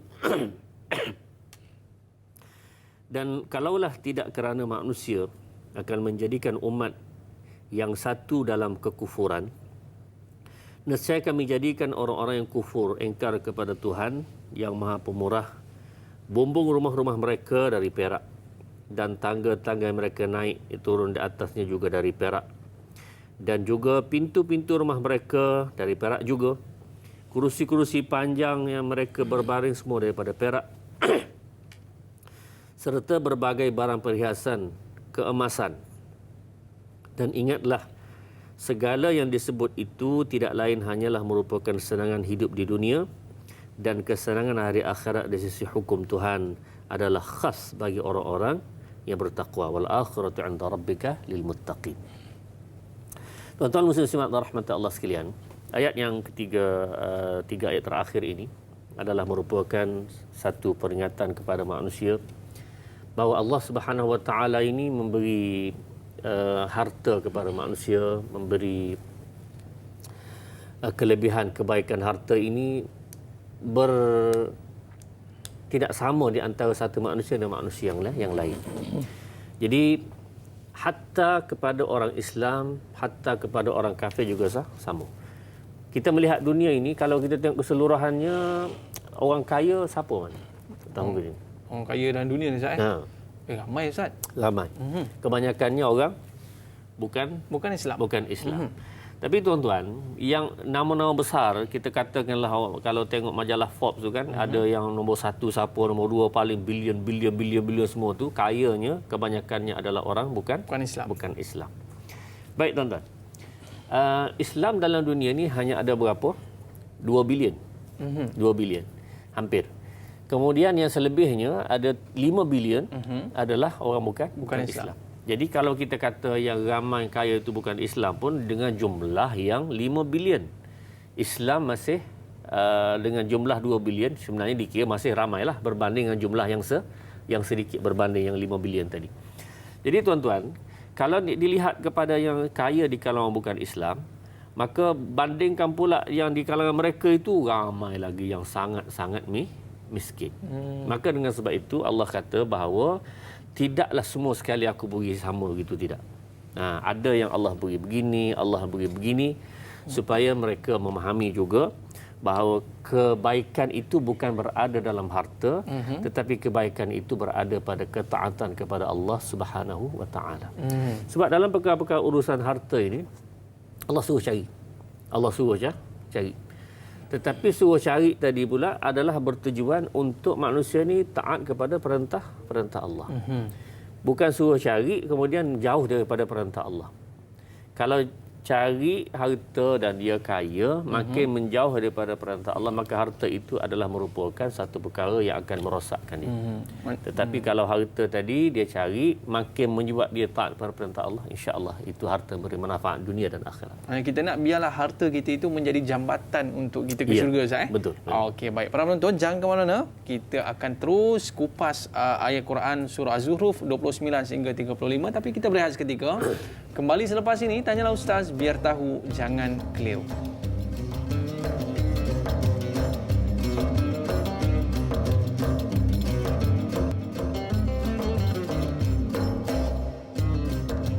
Alhamdulillah, kembali dalam Tanyalah Ustaz, biar tahu, jangan keliru. Bersama dengan kita Al-Fadhil Ustaz Dr. Muhammad Lokman Ibrahim dalam topik tafsir dan taranum membincangkan surah Az-Zukhruf ayat 29 sehingga ayat 35. Dan sekarang ini kita berada pada ayat yang ke-33. Kita ada satu soalan bersama dengan sahabat kita di Facebook. Boleh kita raikan, Ustaz? Ya, bersama dengan Jura Azlin Sufian. Assalamualaikum Ustaz, Da'i dan kru Tanyalah Ustaz. Soalannya adalah, dan kalaulah dalam ayat yang ke-33 yang bermaksud, dan kalaulah tidak kerana manusia akan menjadi umat yang satu, yakni dalam kekufuran. Soalan saya, apakah maksud kekufuran dalam ayat tersebut dan pelajaran yang boleh kita dapati? Mohon pencerahan Ustaz. Terima kasih. Silakan Ustaz. Terima kasih kepada Jura Azlin. Soalan yang sangat baik. Maksud yang walaula an yakuna an-nasu ummatan wahidatan. Kalaulah tidak kerana Allah tidak mahu supaya manusia bersatu di dalam kekufuran. Maksudnya kalau manusia yang kufur itu Allah bagi kaya, semua orang kata semua orang akan ikut dia lah. Sebab apa? Kebaikan, kekayaan itu berada kepada mereka. Bahkan tidak begitu. Sebahagian kecil sahaja, malahan yang ramai lagi adalah manusia biasa, dan ramai juga di kalangan mereka yang sangat-sangat miskin. Jadi tuan-tuan, dalam hal ini dia seperti mana yang Allah sebutkan dalam ayat lain, afaman zuyyina lahu su'u amalihi fara'ahu hasana. Orang ada di kalangan manusia ini, dia buat benda jahat tapi dia rasa macam baik. Tak? Contoh mudah tuan-tuan, orang ni kaya, kaya, kemudian kuat berjudi, tapi duit judi tadi sedekah. Buat sumbangan, derma, charity, apa lagi? Nampak CSR. Macam-macam. Macam-macam. Jadi nampaknya berbuat kebaikan, tapi sebenarnya benda itu dia buat itu dosa. Ini benda yang diperelokkan, mengkaburi. Dan kita namakan dalam istilah agama yang lebih mudah, dia panggil istidraj. Dia buat nampak baik tapi sebenarnya akhirnya menuju kepada kejahatan. Jadi tak sembahyang makin sihat, makin tak taat makin menipu, makin baik dia kehidupannya. Tak, tuan-tuan. Yang sebenarnya di sisi Allah Subhanahu Wa Taala ialah kebaikan yang Allah redha. Dalam Islam, Allah tidak larang manusia kaya. Bahkan sahabat yang kaya ada beberapa. Cuma majoriti kita kata ramai para sahabat yang miskin, tetapi yang miskin pun taat perintah Allah, yang kaya pun taat perintah Allah. Sebab tu Ustaz suka bagi contoh tuan-tuan, kalaulah kita rasa zaman Covid ni susah, adakah ada contoh pada zaman Nabi sallallahu alaihi wasallam? Susah miskin ada tak? Ada? Banyak Ustaz. Banyak. Bahkan dihadapi oleh Nabi sallallahu alaihi wasallam 3 tahun, dia panggil ayyamul hisar, tahun-tahun kepungan antara 7 hingga 10 hijrah. Sebelum hijrah lah maksudnya, tahun ke-10 kenabian, 7 hingga 10 kenabian ni dikepung. Bani Hashim, Bani Abdul Manaf, Bani Abdul Talib ini dikepung. Tidak boleh berurusan lah tanah kahwin, tak boleh nikah kahwin lah, tak boleh yubay'u, tak boleh nak berjual beli dan seumpamanya. Apa mereka lakukan? Mereka mampu buat? Mereka hanya ambil daun-daun kayu makan. Anak-anak mati dalam dokongan ibu-ibu kerana tidak ada susu, orang tua-tua meninggal. Ini begitu. Kita kata kalau wabak dalam keadaan sekarang begitu pun, ia dihadapi oleh Nabi sallallahu alaihi wasallam. Maka tuan-tuan, dengan sebab yang berlaku itu tidak menyebabkan para sahabat ini bertukar agamanya. Susah ya Rasulullah, aku tukar agama. Tak. Hatta sahabat yang hampir dibunuh, Bilal radhiyallahu anhu, tidak bertukar agamanya. Sehingga Allah beri kebenaran, illa man ukriha wa qalbuhu mutmainnun bil iman. Satu orang yang dipaksa mengucapkan tentang kekafiran, tetapi hatinya tetap beriman, boleh. Itu tidak mengapa. Iaitu orang-orang dipaksa, kemudian hati tetap beriman. Illa man ukriha wa qalbuhu mutmainnun bil iman. Mereka tidak terkeluar daripada agama. Di mulut sahaja. Di mulut sahaja. Tapi dipaksalah. Kalau tak dipaksa mengaku, itu cerita lain. Baik. Jadi kemudian tuan-tuan, di kalangan para sahabat Nabi, cuba buka sejarah ni, dia panggil Ashabus Suffah ataupun Ahlus Suffah. Ashabus Suffah, Imam Suyuti menyebutkan ada lebih kurang 400 orang sahabat yang duduk di masjid sahaja. Harta tak ada, pakai selas pinggang. Makan bila Nabi makan. Di Masjid Nabawi tu, sampai sekarang tuan-tuan masih ada tempat yang setinggi meja, rendah sikit pada meja ini, kan? Yang keluasan ni boleh muat 30-40 orang berada di situ. Itu dipanggil tempat Ashabus Suffah. Dikekalkan tempat tersebut sampai ke hari ini masih ada di belakang kubur Nabi sallallahu alaihi wasallam. Ashabus Suffah. Siapa dia? Orang yang sangat miskin. Rasulullah tak boleh halau mereka semua, tak ada. Duduk situ, tapi syaratnya tidak meminta-minta dengan orang. Nah, mereka ini sangat bertawakal kepada Allah, dan mereka ini orang yang sangat kuat membasahi lidah mereka dengan zikir dan baca Quran. Dan bila mereka disuruh untuk berjihad, mereka nombor satu. Aku dulu ya Rasulullah. Jadi ini golongannya itu. Jadi makna tuan-tuan, kekurangan harta kepada mereka itu tidak menyebabkan kurangnya agama. Jadi kenapa kita zaman sekarang nak jadikan alasan, kalau orang nak buat alasan lah, oh tak boleh nak taat perintah Allah sekarang kerana miskin, susah. Tak, sahabat dulu ada dah. Nah, Rasulullah diuji dengan para sahabat itu begitu ramai, diuji dengan keadaan tersebut pada zaman Mekah lagi. Jadi tetapi tidak menyebabkan mereka mengubah agama ini.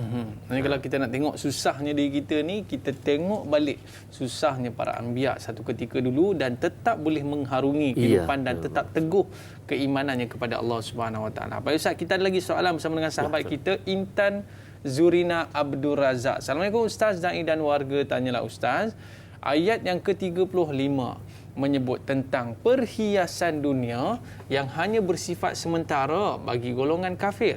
Soalan saya, adakah sebarang kaitan antara ayat ini dan hadis riwayat Muslim tentang dunia ini perhiasan dan sebaik-baik perhiasan adalah wanita solehah?